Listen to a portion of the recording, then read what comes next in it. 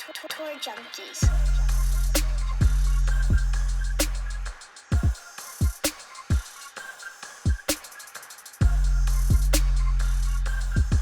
What's going on, golf addicts? Welcome to the 2025 Arnold Palmer Invitational from Bay Hill, Orlando, leg number 2 of the Florida Swing.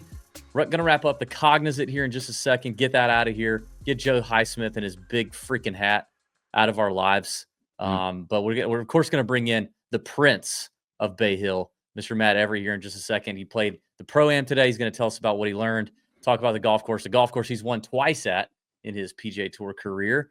Should be good times there. We're going to give you our favorite outright leans so far here on a Monday night, as well as some top 10s, some other good stuff, and a nice announcement about the Ryder Cup and Bethpage coming up very shortly. Patrick, how we doing, buddy? I'm good. I'm really good. It was your birthday. It was your birthday over the weekend. Yeah, it was. It was a good birthday. Yeah. You know, as you get older, DB, you don't really like celebrating your birthday quite as much. Yeah. It's kind of just like, it's just a number. I'm feeling that. It's still like, the number gets higher. It still gets higher. It never goes down. And when do we get to talk about Highsmith? You ready to talk about Highsmith? Let's talk about it. Let's bring in Matt Every to do it first. Before we do, we want to thank our friends at SoBet. Check out SoBet. They've got the most incredible March Madness handicapper tournament going on right now. You need to check that out. Over now 100. That's right, 100. Over 100 handicappers on SoBet now. Daily, weekly, monthly leaderboards posted so you can see what handicappers are hot, which ones are not. We got off to a tremendous start to start 2025 PGA Tour season. We've had a couple losing weeks in a row. We've had some good sweats. We've had sweats every week. We've got an outright sweat. We've had a nice little 3-ball sweat here and there. Had some top 40 sweats yesterday. Francesco Molinari killed me over the weekend. And but we're still up. We're still up over 13.5 units on SoBet, exclusively dropping golf picks every single week. So click the link in the description. Use the code. It should pre-fill for you. And try out our friends at SoBet for just $1 over the next month. Take advantage of the players. Take advantage of March Madness. You're not going to want to miss March Madness on SoBet. I can tell you that right now. So thanks to them. Shout out to them. Presented by SoBet. Great partners. Let's bring in our boy Matt Every, who was sunburnt, tired, and rocked it in the Pro-Am today. We'll learn more about that. How was the day overall, though? I just think my lighting is really good. I loaded up on sunscreen today, DB. Oh, you did? Okay, good. Good for you. What a pro. Hey, yeah, that's right. It was great today. Beautiful weather, north wind. Course is tough, man. It's the rough is up. It feels like this is a theme now. I used to think Bay Hill was a second shot golf course, and with this heavy rough, man, I'm starting to think you cannot play out of it. Like there's 100-yard shots where there's it's iffy if you're going to get it to the green. So is it a Brian Campbell kind of week? I don't know. It's iffy if you get it to the green. And then a couple other things I noticed. The bunkers are rough. Like it's not – I have a feeling you're going to see a ton of plug lives this week there. And then 17, I sent you guys a picture. They changed that hole quite a bit. It's a bit weird because I thought this was kind of like the signature hole for Bay Hill 17, that look from the tee box, and it has the beach that runs into the pond. And they took the beach out, and now it's just a kind of a wall of rough around there. And visually, from all the way back, it's about 220 north wind into the wind. No thanks. I talked to I was walking Ian. Is it Finnis? Yeah, Fleetwood's guy. He was walking with us a little bit today, and he said he checked the weather report and it's going to blow from every direction this week. So a little bit of everything, but the course is mint. It's not soft. The fairways aren't like bouncing, but the greens are not soft. You have to be in the fairway to play here. Let me ask you this, Matt, before we move on with some more course talk. But do you think you could have won for the third time today? No, dude, I barely finished today. It was probably an 85. I had like 3 X's. I'll tell you the truth, Pat. I don't think I would have won if they had rough like this here. The 2 years I did, I don't remember it being that bad. I'm sure I drove it okay that week, but Yeah, you have to be in the fairway this week. Interesting. Yeah, you know, that's what we've heard. Mm-hmm. We're going to talk a lot. Let's talk some more about Bay Hill. Before we do, though, Pat really has to get something about Highsmith off his chest. Pat, did you? I got to feel. Can I guess what this is? Can I guess what this is? Yeah, you can guess. Will you be honest with me if I get it right? I got two things really. So will you be honest with me if I get this right? Yeah, like two things that bother you. No, hold on. Two things. I think Pat is going to say he likes Highsmith. I think that's what he's going to do. No, I do. No, that's not it. Now, okay, I thought you were going to troll me. The hat, I don't mind. You did say something about the hat. It's god awful. It's so terrible. What? I mean, Joel it's Damon so wears the huge. same kind of hat, and we all love not. Joel. It's not. It's like three the difference is Joel's hat. Joel's hat kind of fits the way he dresses. He's a little bit sloppy, and then you have Highsmith, who's by all accounts he looks pretty buttoned up and preppy, and he's got this on, and then this big hat that doesn't match at all. I mean, here's a couple things though. I just think that look, I get it because I was screwed by last week's winner because Matt and I both had Pot Getter, so we were our getter, Pot Getter. I mean, how do you say his name? I don't know. I was in our Augustus Gloop. Yeah, whatever it is, we were screwed there. And then with Highsmith, I had Henley, kind of, I guess. We had a few others that were up there. You never had Henley. See, that's that's the problem with Henley. He makes you think he's got you, and you never have him. Well, you never had anybody else then up at the top because Highsmith won it by 2. Yeah, we had Berger before everything got started in round 4. No, Berger you never was up had there. him either. He didn't even finish in the top 20. Well, yeah, he completely mailed it in. But I mean, I didn't have to pay 22-1 for Berger. I was whatever. driving. Either way, you lost the money you bet on. So I mean, I lost less money. But look, I don't mind these guys winning. Actually, I think they're good stories. They're good stories. Now, do we want them to win every week? No, they're just. But I think it's actually decent stories for the tour to see guys like that win, get into the Masters. I mean, I don't know. Here's where I think Highsmith. But wait. It is a good story. I get it. You feel good for a minute. Let me tell you why I think it's the best story. It's like heroin. You feel good for a minute, and then you're like, I wish I never would have met heroin. I'm 48 years old. I'm older than you. Let me talk. Okay. Listen. Go ahead, old man. Here's what Highsmith did. He did what everybody loves to see. He made the cut on the freaking number, which is what we all want to see on Friday. We want to see these guys. We don't necessarily want to see the leaders. We want to see the guys making the cut, shoots 264s, wins the golf tournament. That is exactly what you want to see a lot of times when it comes to something that's, exciting on tour, a guy that barely gets in on the number and then wins. Now, could it have been a bigger name? Yeah, maybe. But still, we've said for so long, like, why can't we just see the cut guys? They're trying to make a cut on Friday. I think that's what made it pretty interesting, So the other thing, though, as far as how he looks, I think if your name is going to have high in it, like Highsmith, you need to look kind of like Hightower from Police Academy. Yes. If you don't look like Hightower from Police Academy, then I don't feel like you can have that in your name. I really don't. So that was the other point I was going to make too. That's such a good call. Yeah. Yeah, I'm sure he's a nice guy. I'm not trying to crap. I'm not crapping on him. And it is a good story. I get that. It just what I experience as a fan, this is just a selfish fan thought. That's what this is. Who are you wanting to win down the stretch? Ben Griffin? Yeah, probably BG. Really? He feels like a Honda Classic champ, doesn't he? I did put a bet on him on Sunday morning. I like Benji. He's been on the show before. I mean, Dana, his TikToks with Dana irritate the piss out of me, but I like Ben a lot. As just a selfish viewing fan, I can completely agree. Like, great story. Look at this guy. Awesome. Especially the Brian Campbell story last week. I get it. But it's like, I kind of already know. We kind of already know, maybe not as much with Highsmith, but definitely with Campbell. You kind of already know what we're getting with this guy in the future. We already know. He's already fully developed, basically. And we know what he's going to be.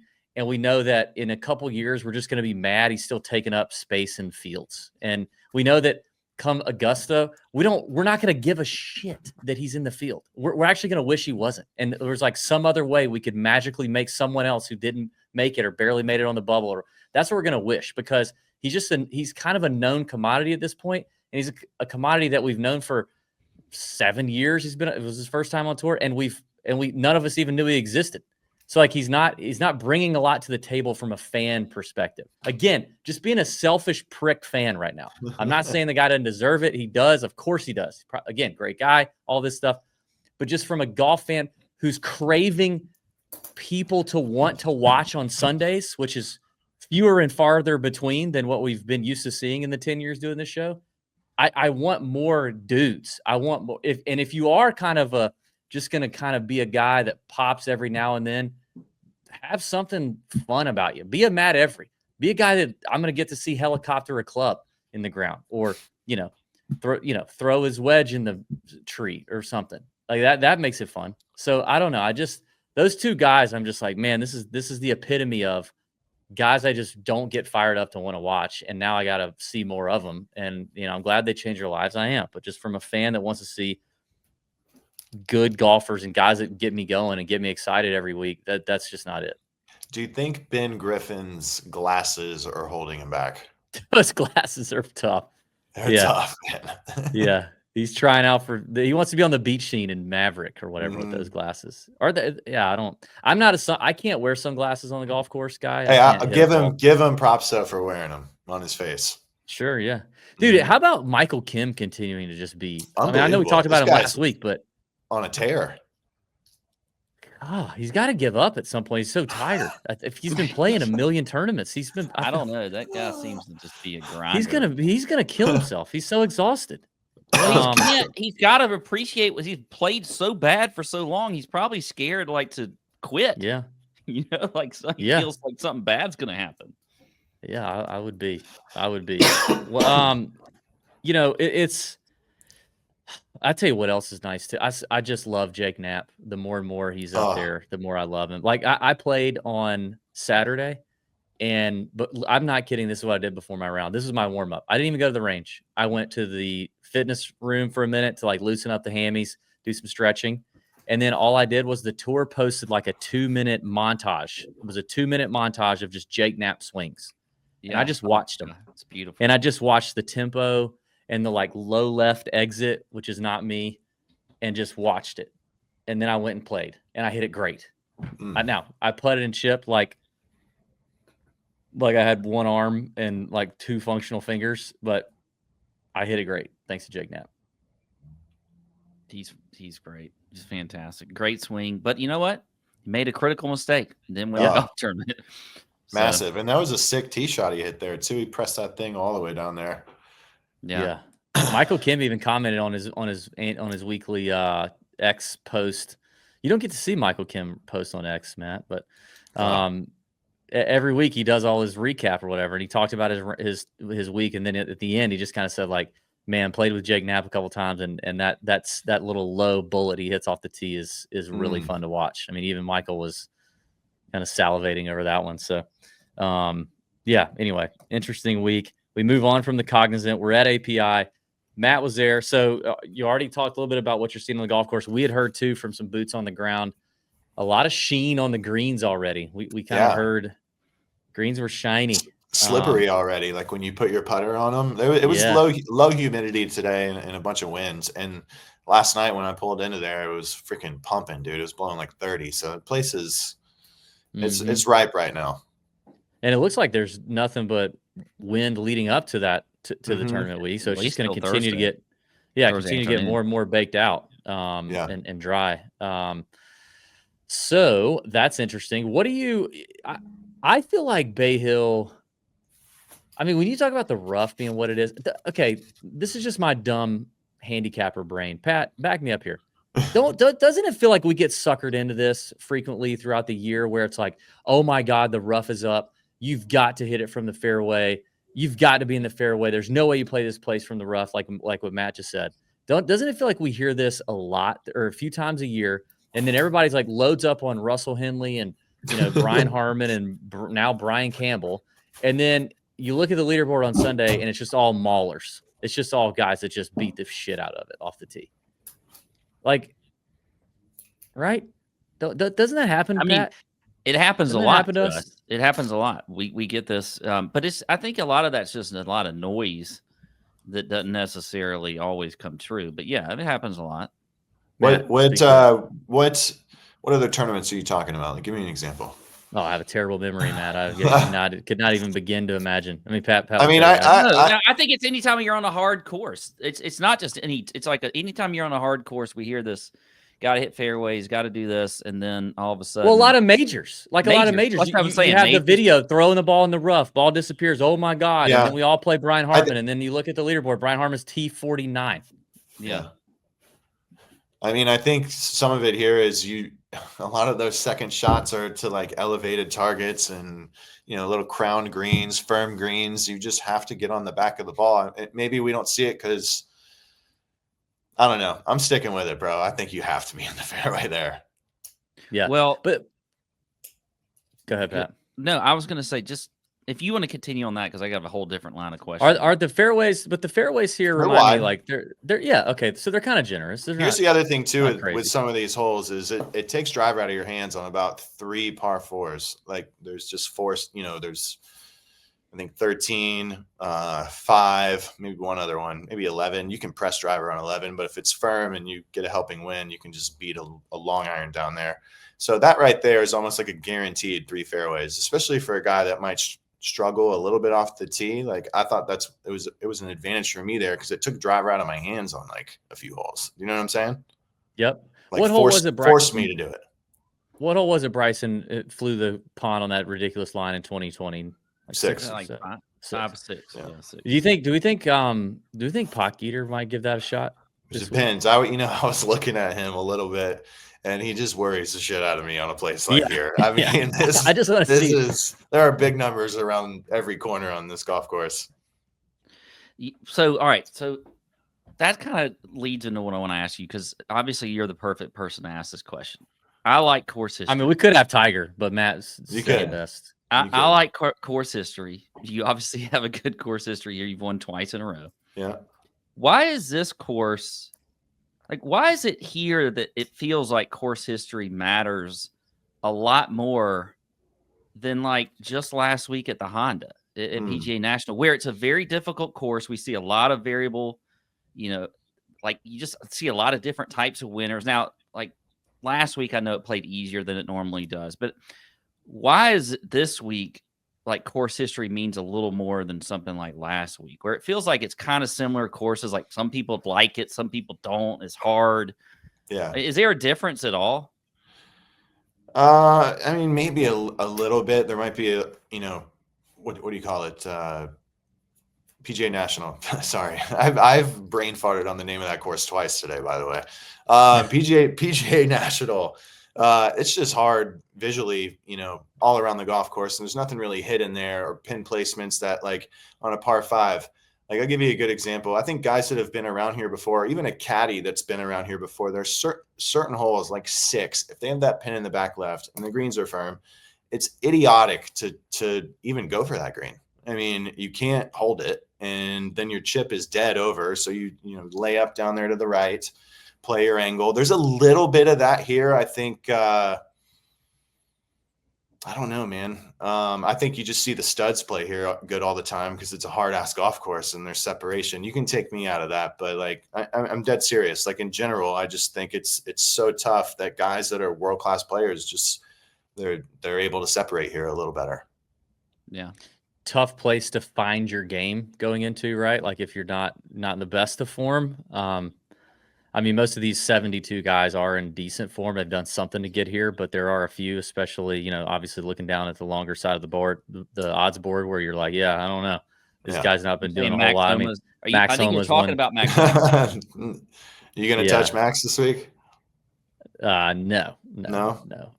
And as a historical toucher of Max, it pains me to say that, but it's not going to happen. Have amazing course history. I was going to say, what a study this will be. Right? I know. Yeah, you got a good point there. So like Max, what was I going to say? It was something to do with Max. Touching Max? No. Yeah, he threw me off with that. I don't know. Whiffed. What's the Okay. Any other course insight? Anything else you saw today? It could be anything.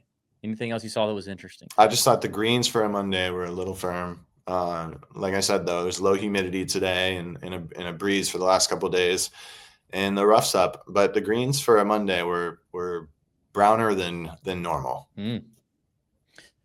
You said earlier, somebody, Ian Finnis, multiple wind directions for the week projected. Does that? I would imagine that. I mean, again, we're always looking for the slightest edge, right? I would imagine that hurts a guy who doesn't have a lot of experience here, right? I would say the same thing. They're definitely like the north wind is far and away the hardest wind on that golf course because you get 1, 2, 3, 17, and 18 back in. And usually the north wind, especially in the mornings, can be a little chilly this time of year in Florida. So yeah, it's a tough start. I mean, I'm telling you, dude, if you miss the fairway left on one, that's damn near an auto bogey. It's a sliver of a fairway there. They do a good job with that here as well. Some of the like 4, for example, not the easiest tee shot, but also a brutal layup. I mean, that fairway is like 12 yards wide with a 4-iron. I mean, those aren't layups for a layup. Yeah. I mean, obviously I suck, but I've played Bay Hill about 4 times, and every time, even on some of those par 5s, when you're like, if I happen to hit a fairway, I'm all excited until I get to my ball. And then I'm like, I don't want to hit this shot at all. I'd rather hit the drive again. Especially with a left miss. Okay. So what about some Orlando or Bay Hill memories, like good story you had? Where, I've never been to the tournament. I've played the course, like I said, but I've never been to the tournament. Any good spots around there people should try out? Good memory. You're the Prince of Bay Hill. You got to give us something other than golf. That's the only time I go to Orlando all year. Well, yeah, I don't blame you for that week. Yeah, no, I don't know any hot spots out in Orlando. It's a great week. I feel like I've told a lot of my stories for Bay Hill on here, so let me try and dig a good one. I've told you the stat guy story last year. I got a good one. So sometimes when you get the rookie tee times, you get the stragglers hanging around late at night and you're the last group to finish. If it's nice out, they've been overserved and if they get vocal, it's obvious because there's not a lot of people there. So they're screaming. So we were coming down 18. It's like I want to say it's my first or second year playing in this tournament. And my caddy and I were walking down the fairway, and this guy's in the grandstands. He's like the only guy in the grandstands on 18. And he just screams out, this is during the tournament. He just screams out, "Hey, hometown, put the bong down." It was freaking hilarious, dude. The whole group just lost it. It was so good. How many times did you play it before you won? I want to say 3 maybe. How'd you do before you won it? What was your maybe like a 30th ish. Nothing. I wasn't. Would you when you first saw that golf course, were you like, man, I could win here, or were you like, no? Absolutely. No, I mean, I was when I was playing good, I thought I could win anywhere. Just because that's how you have to think. But no, that's not something that came to mind. I would definitely think it'd be badass to win here, but no. Wasn't walking around there saying this is my golf course. Did you have any good Arnold Palmer stories while you were there? I knew Arnie a little bit before the tournament because I was buddies with Sam Saunders. So we'd play a little bit of golf. He'd watch us hit balls sometimes. Just the ultimate guy's guy, Arnold Palmer. Yeah, he was a fan of a few cocktails, wasn't he? Oh, he's freaking best, dude. Oh yeah. For all the greats of the game, he is far and away. Not because I won his tournament. He really is far and away my favorite. Yeah. Mm-hmm. I don't know if I've told this story on this show before, but we might as well because it's his week, and I'll make it quick. But the one time I met Arnold Palmer, I was caddying at Augusta in 2008. I knew it was my last year caddying. I got on his bag as the last caddy in the group by the grace of God. I remember stepping out of the caddy house, calling my dad, going, "Dude, I'm going to caddy for Arnold Palmer today." Freaking out. We finished the round. He couldn't have been nicer. He was fantastic to everybody. We were walking down 17. I asked the lead caddy, I was like, "Is there any way we can get a picture with him? I know we're not supposed to, but I don't care. I'm leaving. They can fire me." He's like, let me talk to him. So we get to 18T, and Mr. Palmer's like, hey, all you caddies, y'all come take a picture with me. We'll do one picture, the 4 of us and me. That's cool. He took the picture. The member emailed it to us. He signed a scorecard for each of us, so I have that. But on 18, he hit his second shot into the fairway bunker on 18, and then hit his third shot out like short right of the green on 18. And his caddy started raking the bunker, and it was like in the middle of the bunker, so he had a whole ton of sand to rake. So I pick up his bag and I walk up to him, to the front of the green. And I stand there and I present the bag, and like we used to wear these name tags on the side of our hat, with just our first names on them and our caddy number or whatever. And I wasn't caddying for him. Obviously, the member or the lead caddy was caddying for him. But I'd been in his group all day. He's, again, couldn't have been nicer. But I see him, like I'm standing there next to him or in front of him, face on as he's getting ready to hit this little chip shot. And he takes a couple practice swings. And he kind of pauses and he looks up at me, and I see him like look around to read the name on my hat. And he goes, David, you know what I'm going to do after this? And I said, no, sir, Mr. Palmer, what's that? He said, I don't know if you know this, but there's a real pretty young lady in there. It gives a great neck and back massage. Oh. I'm going to have a sandwich. I'm going to have a stiff drink, and I'm going to get a massage from her. And I said, Mr. Palmer, that sounds amazing. And he goes, yep. And he hit his chip, and that was it. And then there he goes. It was awesome. Arnie loved it. What a guy. Loved the cocktails. Yeah. All right. Well, I guess that's it on Bay Hill. We got to get to our season-long bet, right? You don't have anything else, right? I got nothing. Let's roll. I know Pat keeps killing us. Matt, how does it feel like when you look at?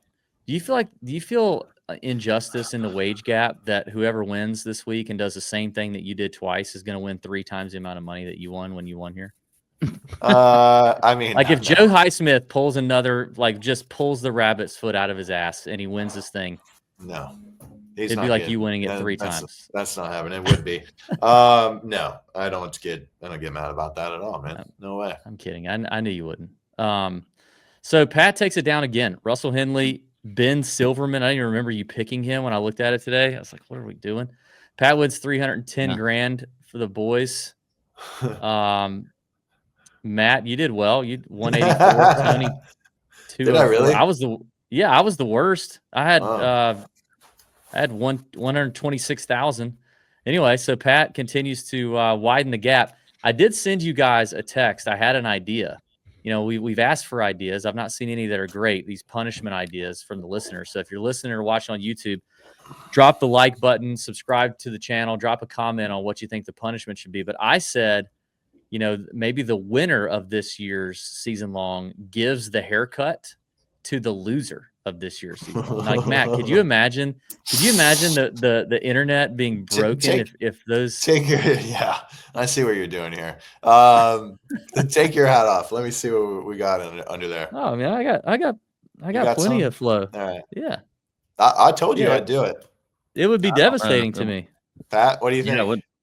I don't know. I'm not ready to say I'm good with it yet, but oh, okay. I mean, where I am in the lead right now. You got to expand your lead a couple more weeks, and then you're like, I think I'm in my lead a couple more weeks. Let me get past this signature event, and then I get to pick first tonight, right?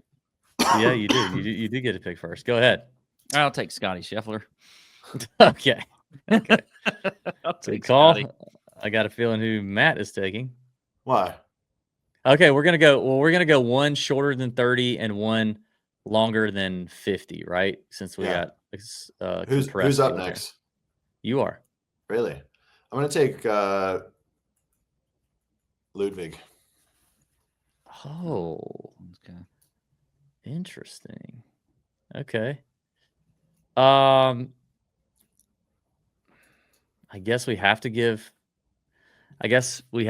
Tony, based on his text, we have to give Tony Rory. Although I would like to take Rory for myself here. I'm going to be the bigger person and let him take Rory. And then my next pick was going to be Ludwig, but we're not doing that. Thanks to Matt. Sheesh, this really sucks. The turn here. I think I'm going to go Hideki. I like Decky bot this week. I'm going to go with Decky. And are we going to say over 50 to 1 or it can be 50 to 1? Over. Probably over, right? Yeah.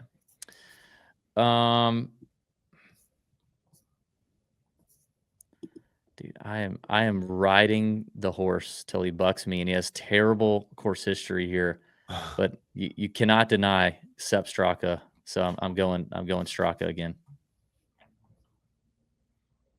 So now it's back to Tony. Tony said for his longer guy, he wants wow. So he already had Sepp. So he said he listed Hovland first. So we got to go Hovland. Well, he's right on. We can give him Hovland. Are we using DK because he's at 50 to 1? I'm fine with you taking Hovland. I think we can give him Victor. Yeah, I bet we are. Yeah. Okay, I'll give him Hovland. All right, so then it's Matt. I'm gonna go Horschel. Ooh, okay. I'm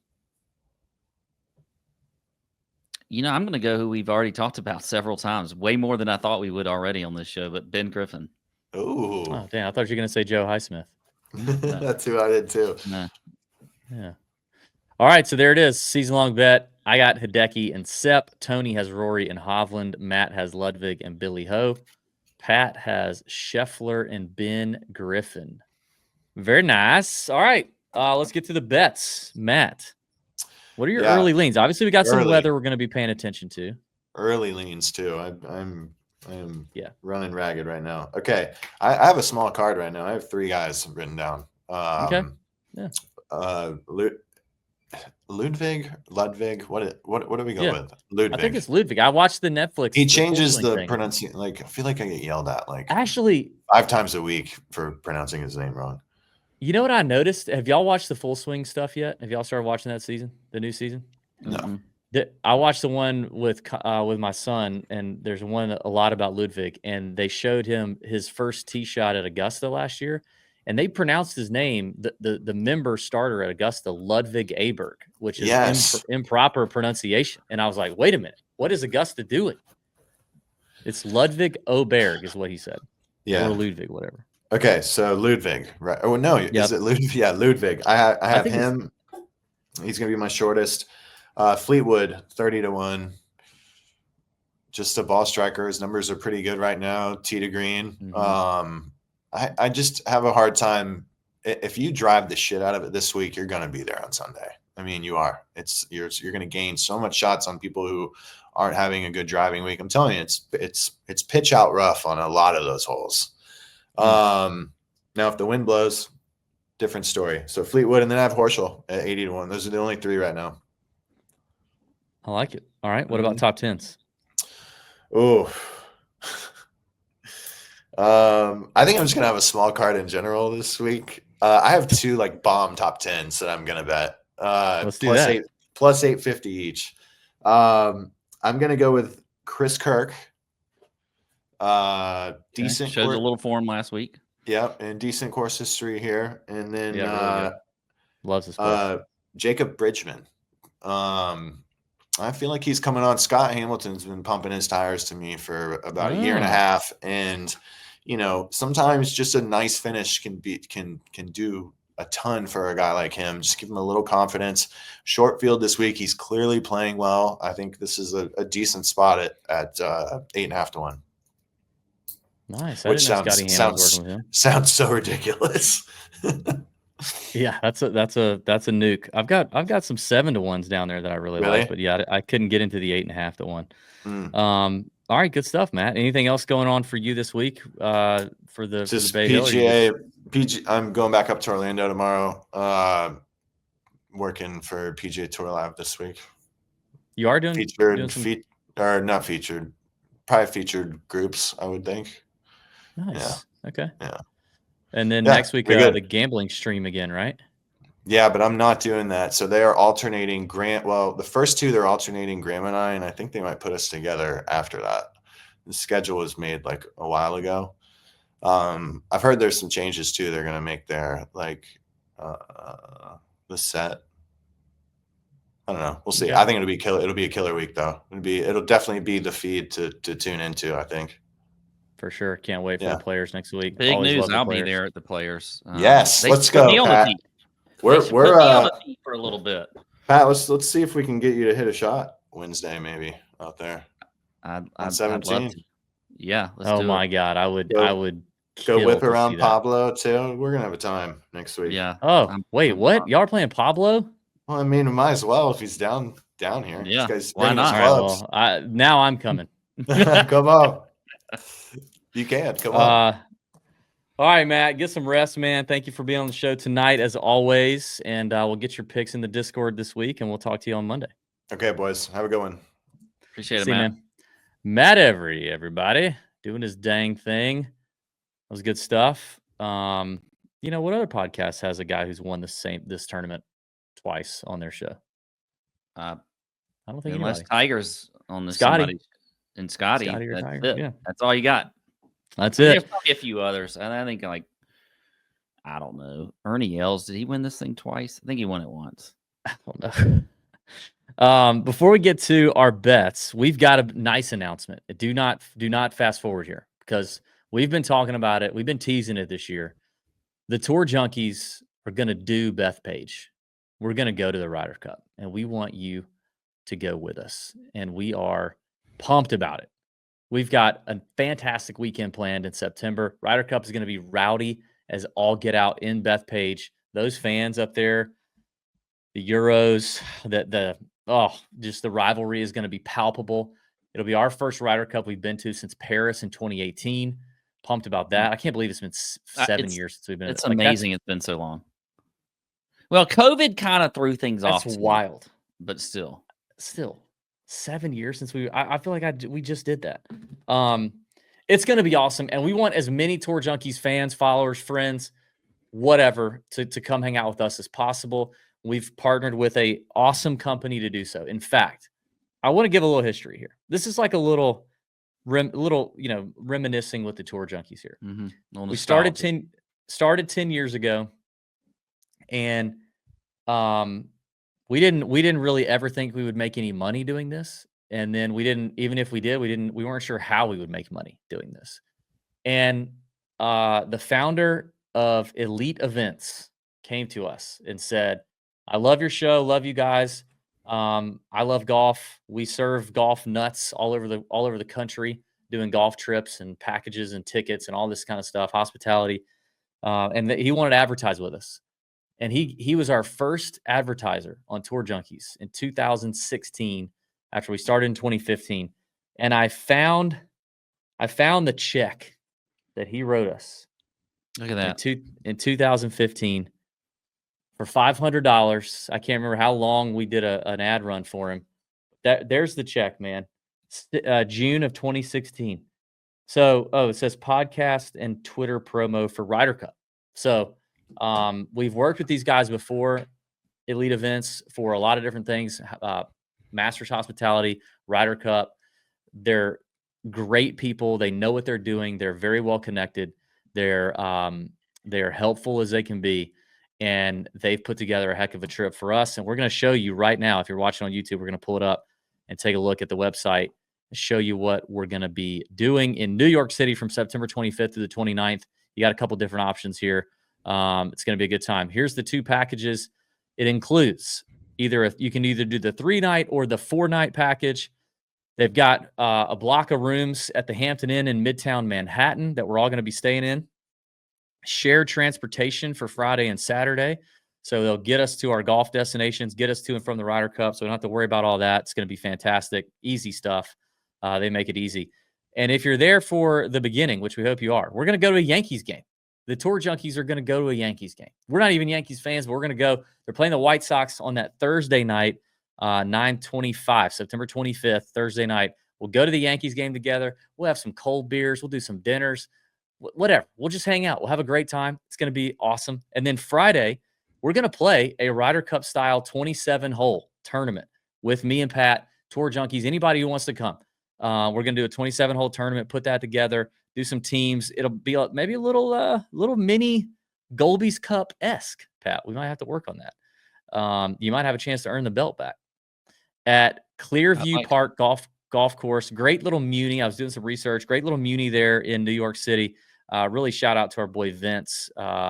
You guys know him in the Discord as Money Marge, for putting a lot of this, helping the guys at Elite Events put this stuff together with some good recommendations there in the city. So we're going to do the 27-hole tournament, just playing a bunch of golf on Friday. Hot breakfast that morning, barbecue at the turn. It's going to be a good time. We'll obviously be watching the golf coverage, off and on. And once action is done in our own tournament on Friday. And then Saturday, we're all going to go attend the Ryder Cup together, walk around with me and Pat, all of our group.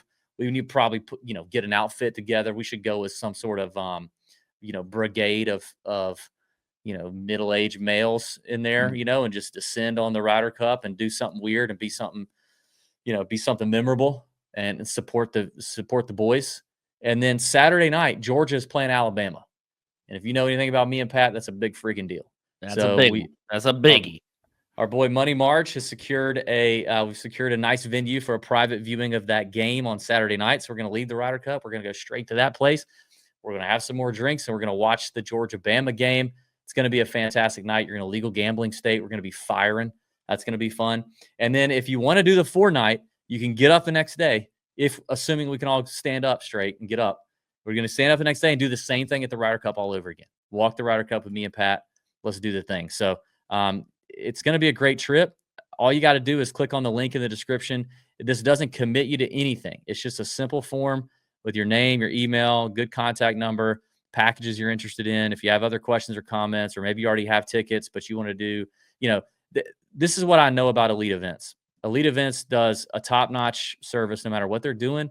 They take care of their people, and they can work with you. So if you're like, hey, I've already got tickets, or I need to do this or that, they can work with you. So just tell them what you want to do. We want as many people here as possible.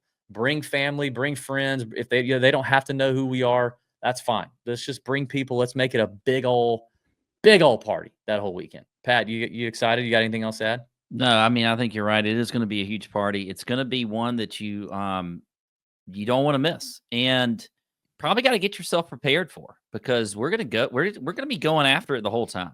So you got to, because that's what happens. You got Ryder Cup, you got the Bulldogs, you got a Yankees game. There's all these things, and that's what I love about this trip, is there's so many things that we're going to be doing. I mean, we're packing it all in. And it's just, and the Ryder Cup is so awesome. And then we get it here at Bethpage. It's going to be amazing. We also, we should say this too. We also heard your feedback, and we want as many people to take advantage of these things as possible. And obviously the Ryder Cup is a big deal, and it's, people are busy. People got lives, kids, children, not everybody, can just be as flexible as they want to be all the time. Unless you work for the federal government, then you can probably do whatever you want. But we're going to move the Ireland trip. So we had the Ireland trip slated for this July. Probably makes more sense to do it next year. We're not going to be going to Ryder Cup next year. Mm-hmm. We don't want it to be too burdensome from a cost standpoint. And a lot of people saying, hey, a trip like that, we need more advance notice. So if you're thinking, man, I'm going to have to decide between Ireland and the Ryder Cup trip with the Tour Junkies boys, well, now you don't have to. So stay tuned for more details on when the Ireland trip will get rescheduled. But for now, it's off, and it's going to stay off. We're going to focus on the Ryder Cup trip. We're going to go to Bethpage, and it's going to be a great trip. We want you all to be there. It's probably going to be, odds are this is the last time we ever do a Tour Junkies Ryder Cup trip, because, 2 years from now, we're probably not going to be able to go to wherever they are. Aren't they in Ireland 2 years from now? I think they are. Yeah. I don't know. I don't know if we'll be doing this for that long, because you'll be damn near, you'll have your AARP card. Look, I don't think we need to go there with the age thing, but yeah, I'm just being realistic. Yeah, I don't know. I would probably go to the Ryder Cup. I don't know what you're going to do, but Pat will be eating out of a straw and all. I'm not sure it's going to be beneficial. Good Lord. Do you realize that people, at age 50 something, they're okay. They can still live and do things. Okay. They're not in retirement communities yet. Well, they may be in retirement communities, but they're not in, on hospice or something. Yeah. I look forward to seeing you this weekend, by the way, bud. Yeah. Can't wait. I'm going to get to see Pat. This will be our first time in Augusta. Well, since Thanksgiving. Looking forward to it. Then I'm going to be all Augusta out. I'm going to go to Augusta for Masters. And then I'll be in Savannah after I see you in Augusta on Friday. Yeah, that's right. So Savannah Bananas game. All right, well, click the link in the description. Elite Events going to take care of us for the Ryder Cup. We want you guys to sign up, get there. It's going to be awesome. Let's talk about our bets. Get out of here for Bay Hill. I don't love a lot of names beyond Sepp Straka. I already mentioned Sepp. I'm going to start with the longer number. Sepp is the longest guy I got. I looked at some others. I know we're all living in the moment with Joe Highsmith and Brian Fraser, whatever his name. I don't even know. Some basic dude winning, but I don't think it's going to happen for these. It's not happening for these signature events. This is cream rises to the top situations, like Matt said. Tough golf course. Sepp at 60 was as comfortable as I could get with a long shot. So I'm going back to Sepp. I mean, been hammering Sepp all freaking year. Still playing well. Still hitting it great. No reason to stop. I'm going back to Berger at 55. Was he extremely disappointing all week, especially on, I think, number 10?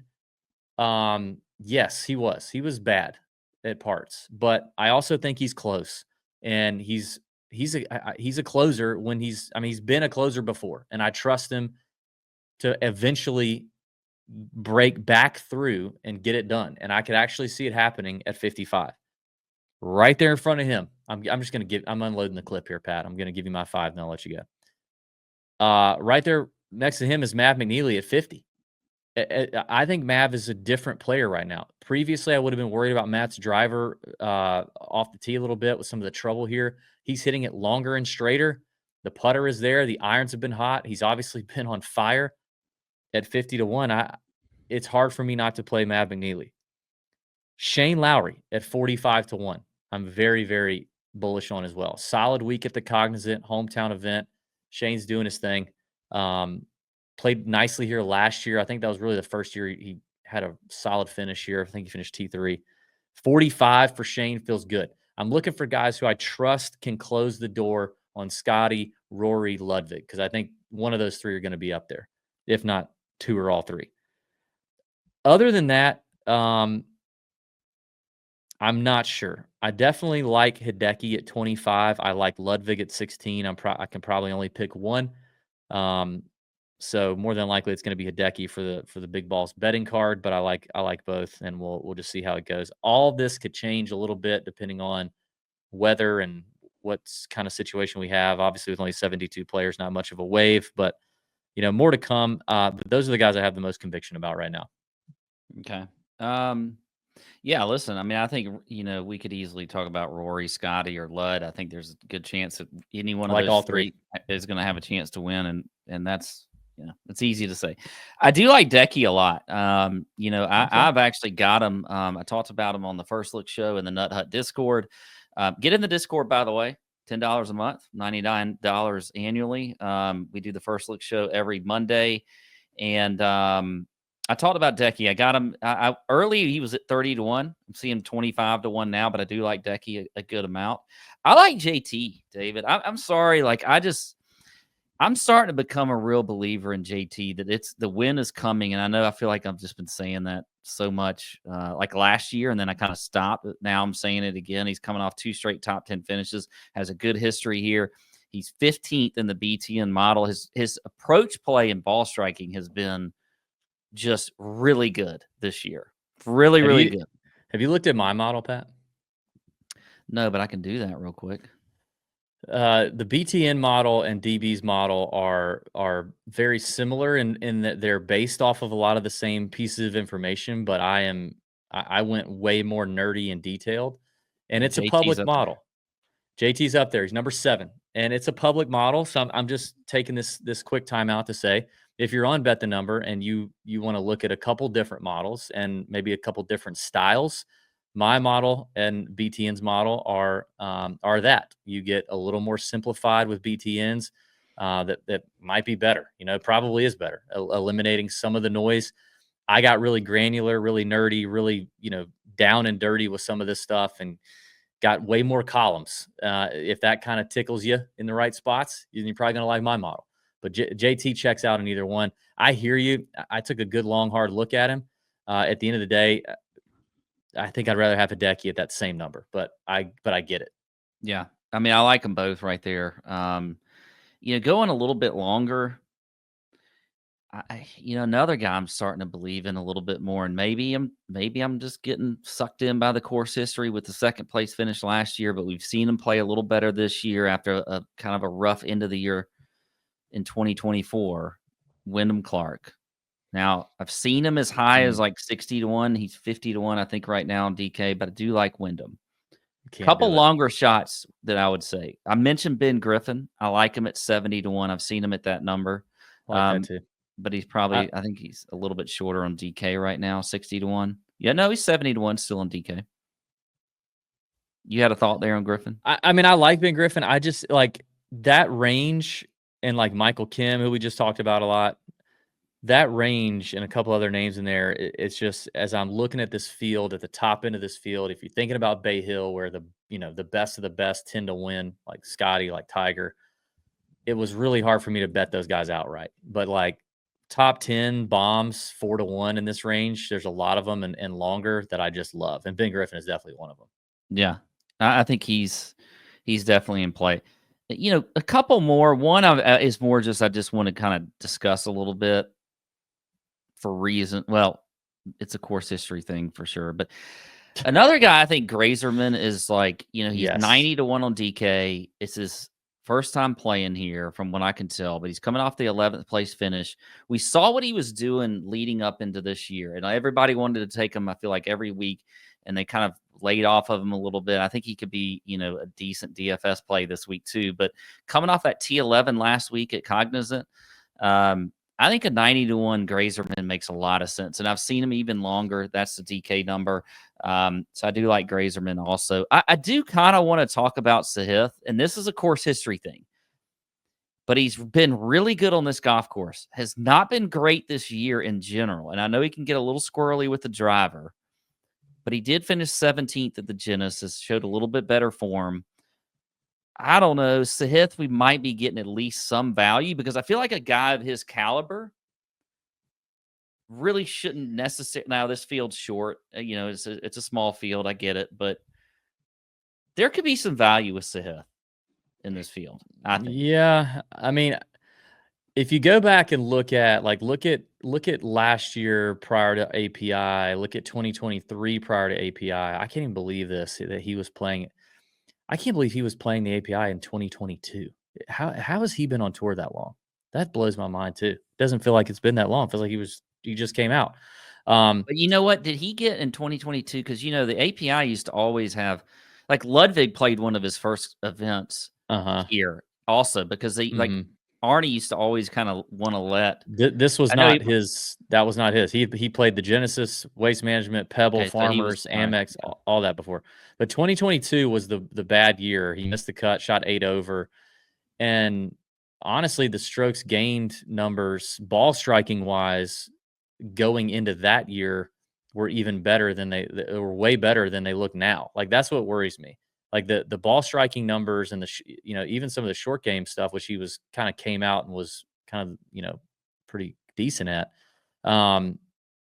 right now do not look good leading up. I mean, it looks like it's, especially off the tee and approach, it looks like he's kind of in find it mode. It doesn't look like he's really found it. I mean, he found it a little bit from a ball striking standpoint at Waste Management, but not by much. And then he went right back to what he's been doing this year at the Genesis. In terms of ball striking. I mean, he saved it with, gaining 7 strokes on short game stuff and putting, but that worries me a little bit with Sahith, especially because, like, even when he's on, he's kind of known for the foul ball off the tee, and that worries me. Yeah, I would agree. I mean, I think if I'm choosing between Grazerman or Sahith in the same range, I'm definitely taking Grazerman. Absolutely. I love his top 10 number. And actually, Grazerman, I mean, he kind of seems like he might have a little bit of the dog in him and could win it and get it done. I mean, he's been close here lately. Yeah. Anybody else outrights? No, that's it pretty much. All right. What about top 10 locks? I got 2 top 10 locks. I mean, I think Ludwig, if you're gonna, I mean, he's plus 140. Yeah. I'd love that. And then I'm gonna go with Decky at plus 200. Those are my 2 locks. Total agreement. That's the only 2 I had written down. Okay. What about Bomb? 4-1 or longer? Well, I think there's a lot of different ways you could go. I mean, obviously, I'm a Griffin fan, and he's plus 400, but I'm not going to go with him. I'll go with Jason Day, DB. I like Jason Day as at plus 450. That changed, by the way, just as we've been talking here on the show, because I saw him at plus 550 earlier. But I do like Jason Day this week for top 10. He was one on my short list for sure. I don't mind that at all. I mean, there's a lot that I like up here. I mean, we talked about Michael Kim, Gracerman. Love those guys as well. I feel like I want to give the people a little bit more of a nuke. A nuke, I guess, for this field anyway. And I think I'm gonna make it. I think I'm gonna make it Steven Yeager again, 7-1.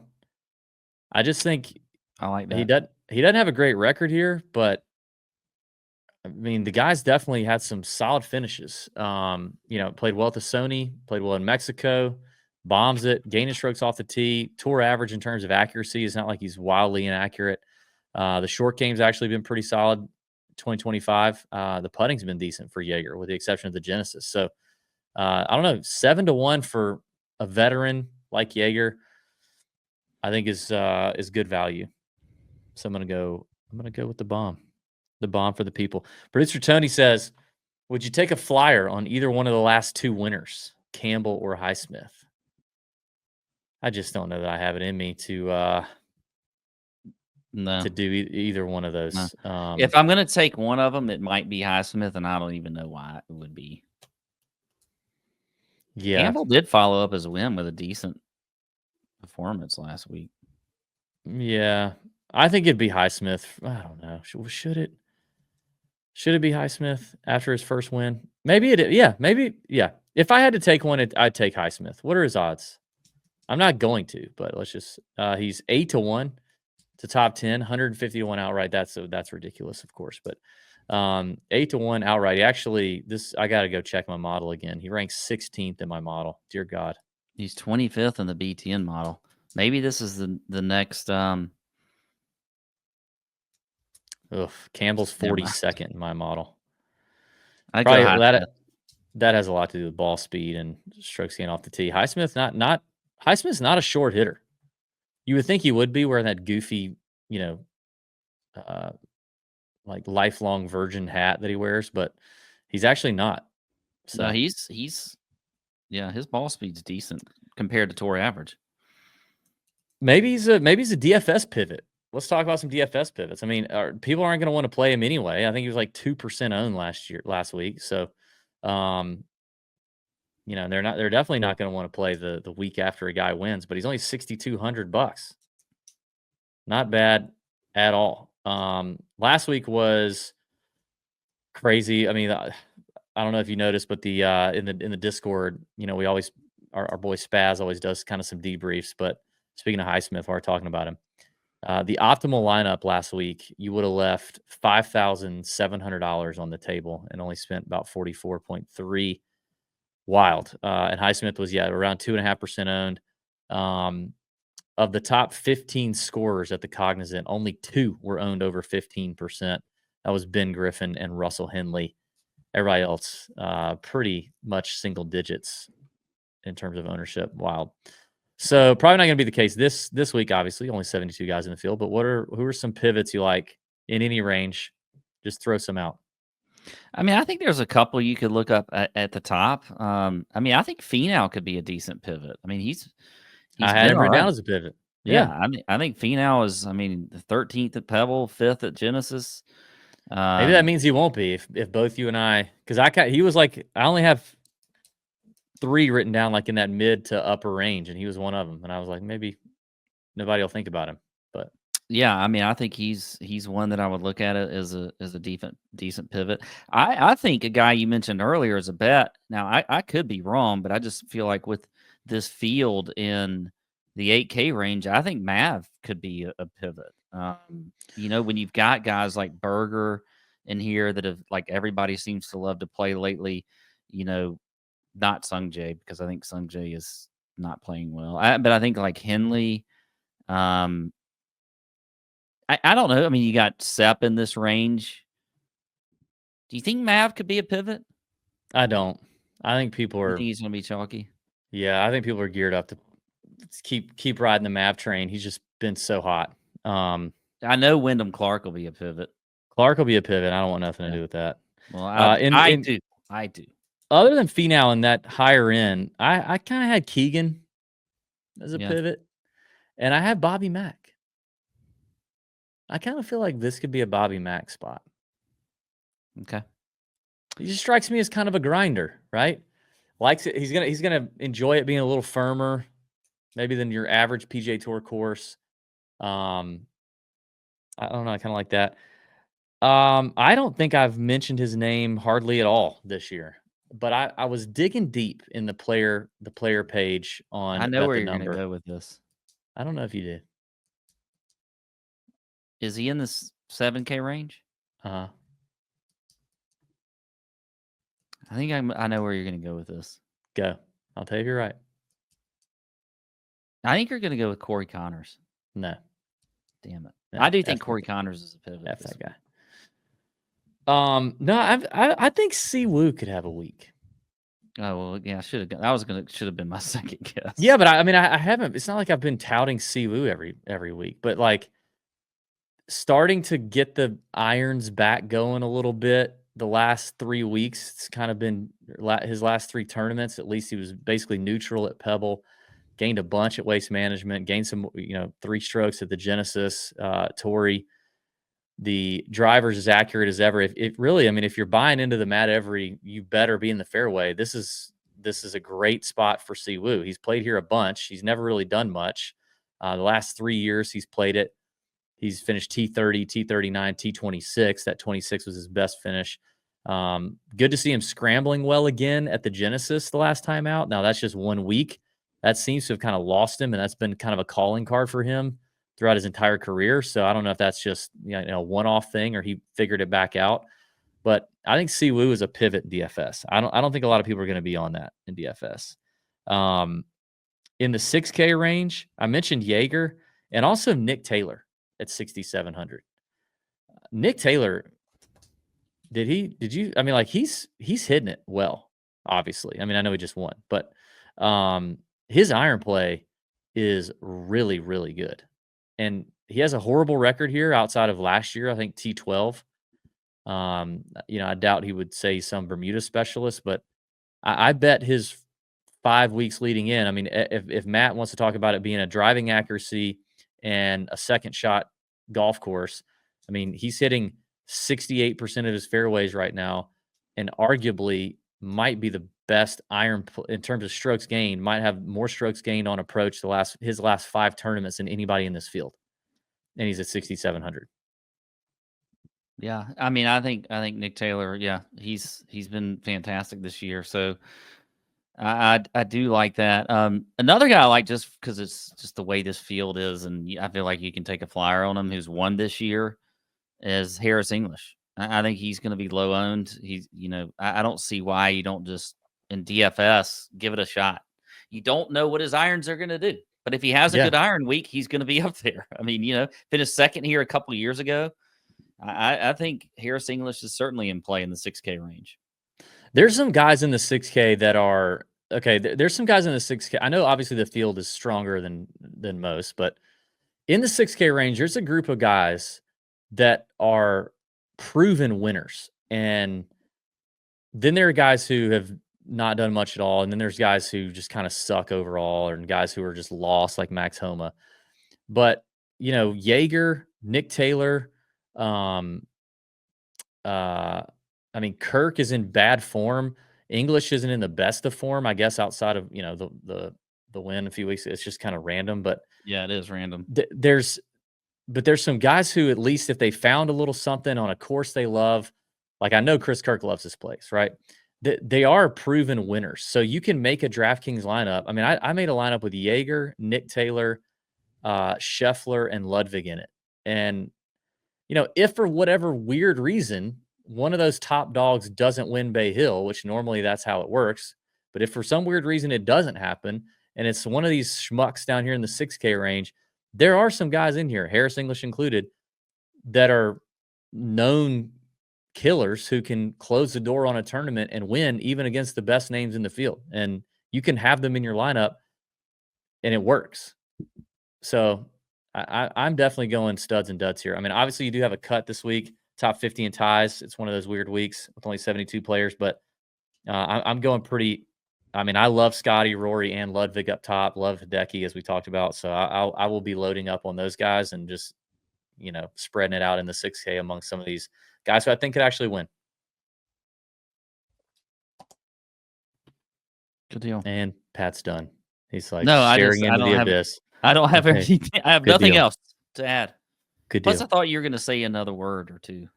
But I thought your words weren't done yet. No more words. No more words, Pat.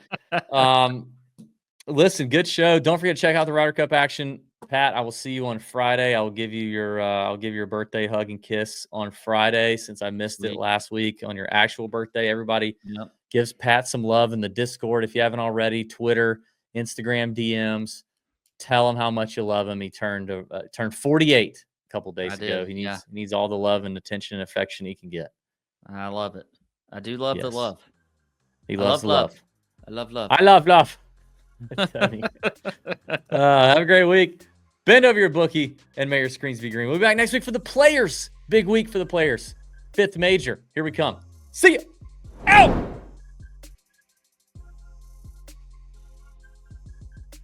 Tour Junkies featuring David Barnett is not an affiliate of CWM LLC. Opinions expressed by the host or guests do not reflect those of CWM LLC. CWM LLC does not endorse gambling or the entities promoted by the Tour Junkies podcast. David is a non-registered representative of CWM LLC, an SEC registered investment advisor.